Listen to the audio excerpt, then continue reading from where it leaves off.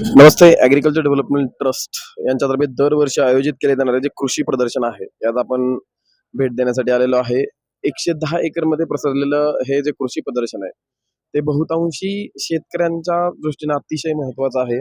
इथे आपण म्हणूया की जे प्रगत तंत्रज्ञान आहे, 21व्या शतकातील तंत्रज्ञान असेल, एआयचा शेती करण्यासाठी केलेला उपयोग असेल, या सगळ्या गोष्टी सुटसुटीत शेतकऱ्यांना बघायला मिळणार आहे. या प्रदर्शनामध्ये आपण बघितलं शेतकऱ्यांच्या दृष्टीनं किंवा शेतकऱ्यांच्या हितासाठी, शेतीच्या हितासाठी सर्व प्रकारची माहिती शेतकऱ्यांना मिळणार आहे. तर आज आपण हे सगळं कृषी प्रदर्शन आहे हे बघणार आहे.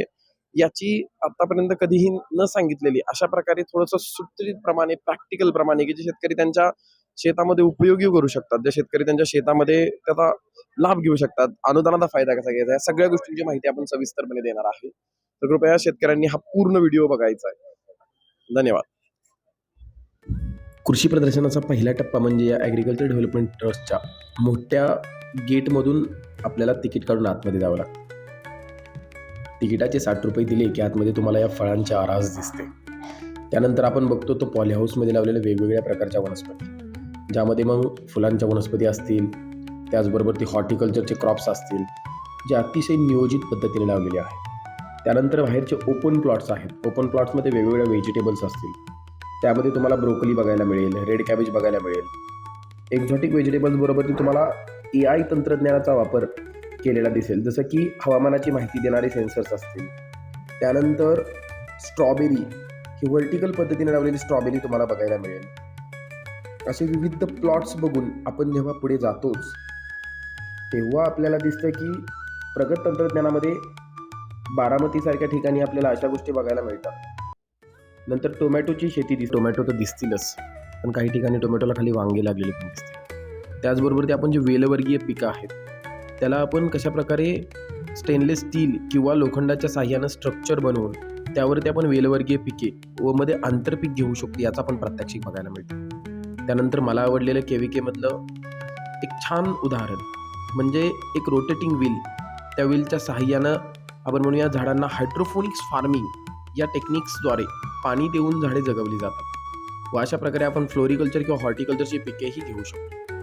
त्यानंतर थोडंसं पुढं आलं की आपल्याला सुंदर रंगीबेरंगी फुलं दिसतात. ही फुलं बघून अतिशय मन प्रसन्नित, प्रफुल्लित होऊन जातं. या फुलांकडे बघितलं की मला आठवण येते दिल्लीमधल्या राष्ट्रपती भवनाची. तिथे पण अशाच प्रकारची सुंदर फुलं आहेत. त्यानंतर इथून पुढे गेलं की तुम्हाला एआय तंत्रज्ञानाचा वापर करून शुगरकेन असेल, मका असेल, तूर असेल, केळी असेल, यांचे प्लॉट्स मिळतील. पण एआय तंत्रज्ञानाचा वापर करून म्हणजे काय, तर एआय तंत्रज्ञानाद्वारे आपल्या जमिनीमध्ये पाणी किती राहिलेलं आहे, म्हणजेच त्याला आपण म्हणतो मॉइश्चर कंटेंट किती आहे. त्यानंतर पुढचे काही दिवस वातावरण कसं असणार आहे, आपण पिकाची कोणती काळजी घ्यायला इम्पॉर्टंट आहे, आवश्यक आहे, या सर्व गोष्टी एआय तंत्रज्ञानाचा तुमच्या मोबाईलवरती कळवल्या जातील. अशा प्रकारच्या तंत्रज्ञानाचा वापर करून शेती केलेली आहे. जसं की आपण इथं समोर बघतोय, टेक्नॉलॉजीचा वापर करून, सॅटेलाइट आणि ड्रोन इमेजनरीचा वापर करून, ज्याला आपण म्हणतो इंटरनेट ऑफ थिंग्सचा वापर करून या ऊस पिकाची लागवड केलेली आहे. शुगरकेन बघितला की हॅशटॅग कृषक याच्यासमोर इतरांप्रमाणे मलाही फोटो काढण्याचा मोह आवडला नाही. फोटो काढून पुढे चाललो तर सुंदर असे हॉर्टिकल्चरचा ओपन प्लॉट दिसला. प्लॉट एका कंपनीचा होता, पण इतकं सुंदर ती फुलांची आरास डोळ्यासमोर दिसताना मन एकदम प्रसन्न व्हायचं. त्यानंतर प्रदर्शनाच्या पुढील टप्प्यामध्ये आपण वेगवेगळ्या कंपनींचे प्रात्यक्षिके बघणार आहोत. त्याचबरोबर इथं तुम्हाला शेतकरी नारी ही या प्रदर्शनाची थीम दिसते. म्हणजेच काय की मातीतून मोती पिकवणाऱ्या कुटुंबाची रचना किंवा मांडणी या पद्धतीने केलेली आहे. त्यानंतर प्रदर्शनाच्या पुढील टप्प्यामध्ये आपण वेगवेगळ्या कंपनींचे ओपन प्लॉट्स, हे ओपन प्लॉट्स बघितल्यानंतर कारलं या पिकाला मांडव पद्धतीनं किती सुंदर प्रकारे वाढवलेलं आहे हे आपल्याला बघायला मिळतं. यातून जाताना जसा शरीराला गारवा मिळतो, तसं प्रदर्शन बघितल्यानंतर मनाला पण तोच ओलावा आणि गारवा मिळतो. आता त्यानंतर इतकं सगळं प्रदर्शन फिरून उन्हातानाचं आपण आल्यानंतर खवय्यांसाठी भोजनाची आणि शुद्ध शाकाहारी घरगुती पद्धतीच्याही जेवणाची व्यवस्था केलेली आहे.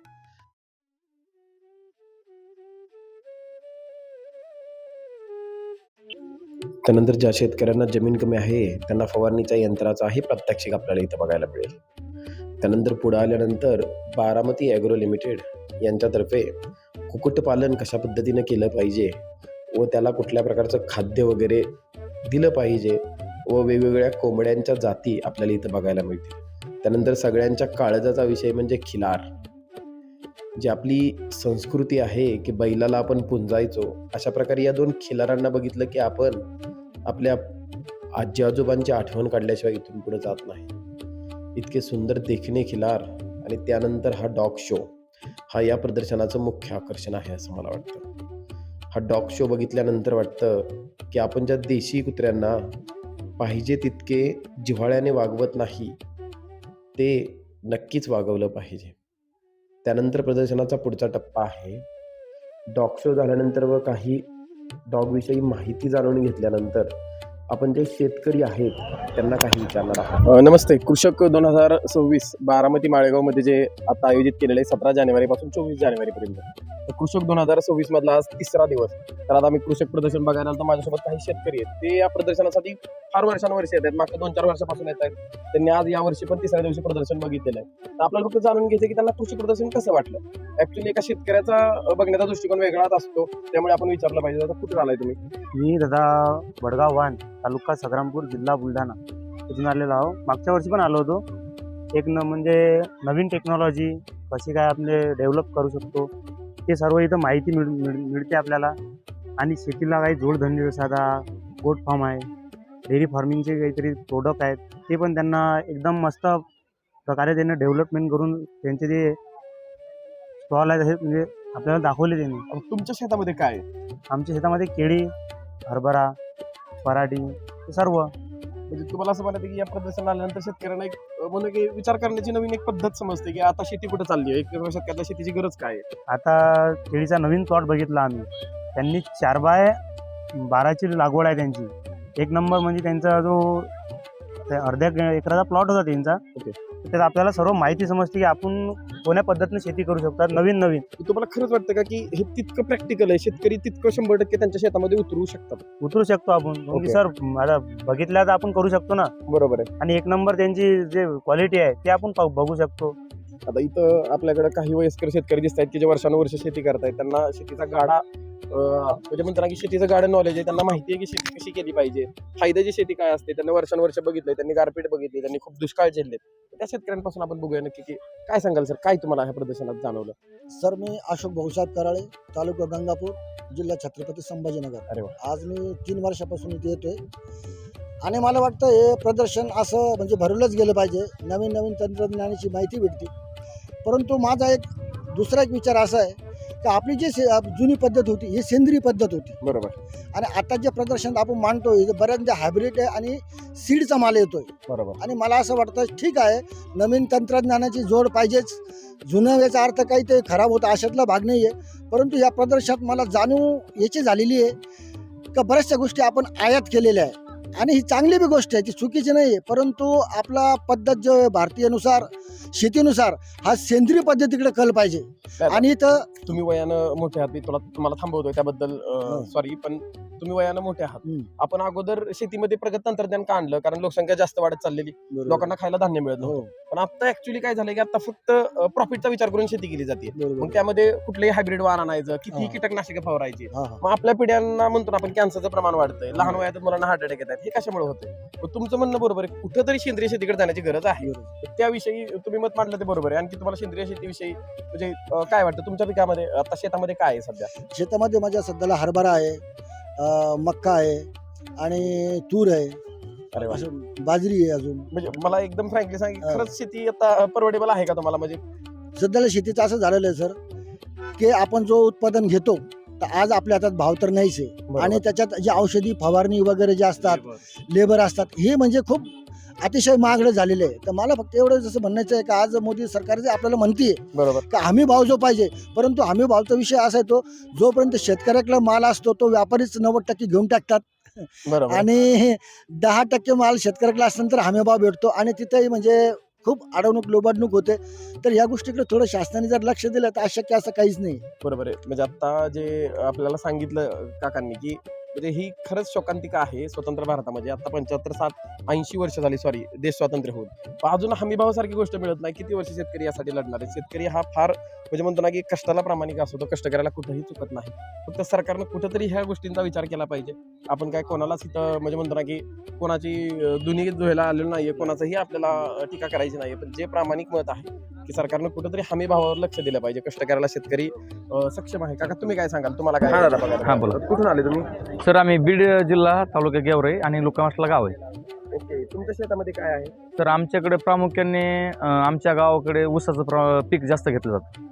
आता तुम्ही जे कृषक 2026 बघितलं, यामध्ये तुम्हाला काय शिकायला मिळालं? आता शेतकरी म्हणून तुम्ही काय कराल आता? नाही याच्यामध्ये जे AI नवीन तंत्रज्ञान आहे, नवीन व्हरायटी बघायला भेटतात. ऊसामध्ये अंतर किती ठेवलं पाहिजे, आंतरपीक मग काय घेतलं पाहिजे, हे असं नवीन आपल्याला बघायला भेटलं इथं आले सरशी. ओके, पण तुम्हाला म्हणजे आज शेतकरी म्हणून एक विचारतो की तुम्हाला असं नाही का वाटत की हे कधी कधी शेतकऱ्याच्या आवाक्याच्या बाहेरचं आहे? हा, कसं करणार? हे जे आहे हे शेतकरी पूर्ण असे डेव्हलपमेंट करू शकत नाही, पण ह्याच्यामधून थोडंफार तरी शेतकरी डेव्हलप केल्याशिवाय राहणार नाहीये. बरोबर आहे, म्हणजे शेतकऱ्याला एक दिशा मिळेल तुम्हाला फक्त हा, पण हे जे केलंय हे करू शकत नाहीये. फक्त ह्याच्यामधून थोडं तरी मार्गदर्शन घेऊ बारामतीचं जे कृषक 2026 आहे, तर यामध्ये आपल्याला असंख्य वेगवेगळे कृषीमधील नाविन्यपूर्ण प्रयोग बघायला मिळाले. म्हणजे त्यात AIचा यूज असेल, जे की सगळ्यात ॲडव्हान्स टेक्नॉलॉजी म्हणूया आपण कृषी क्षेत्रामध्ये. कारण AIचा यूज केल्यानंतर तुम्ही नक्कीच कमी पाण्यामध्ये चांगली दर्जेदार शेती करू शकता. पण सर्वसाधारण शेतकऱ्याला ते न परवडणारं आहे. तंत्रज्ञानाची ओळख व्हायलाच अजून बराचसा कालावधी लागेल. जे मार्जिनल शेतकरी आहेत, ज्यांच्याकडे लँड होल्डिंग जास्त नाही आहे, अशा शेतकऱ्यांसाठी तर अशा तंत्रज्ञानाचा उपयोग लगेच करणं तितकंसं सोयीस्कर ठरणारं नाही आहे. तर शेतकऱ्यांनी ज्यावेळेस कृषी प्रदर्शनाला भेट द्याल त्यावेळेस आपल्यासाठी आपल्या जमिनीचा विचार करून, आपल्या जमिनीमध्ये असणाऱ्या कंटेंटचा विचार करून, आपल्याकडे असणाऱ्या पाण्याची उपलब्धता विचार करून स्वतःसाठी पिकाचा निवड करणं अत्यंत गरजेचं आहे. त्याचबरोबर ती कृषी प्रदर्शनात आल्यानंतर तुम्हाला नक्कीच एक जाणवेल की म्हणतो की पण नथिंग इज इम्पॉसिबल, अशक्य असं काही नाही आहे. प्रत्येक नाविन्यपूर्ण उपक्रम हे कमी जागेमध्ये केलेले आहेत. फक्त कुठेतरी इच्छाशक्ती पाहिजे. नवीन काहीतरी शिकण्यासाठी शेतकऱ्यांनी तत्पर राहिलं पाहिजे, तरच हे शक्य आहे.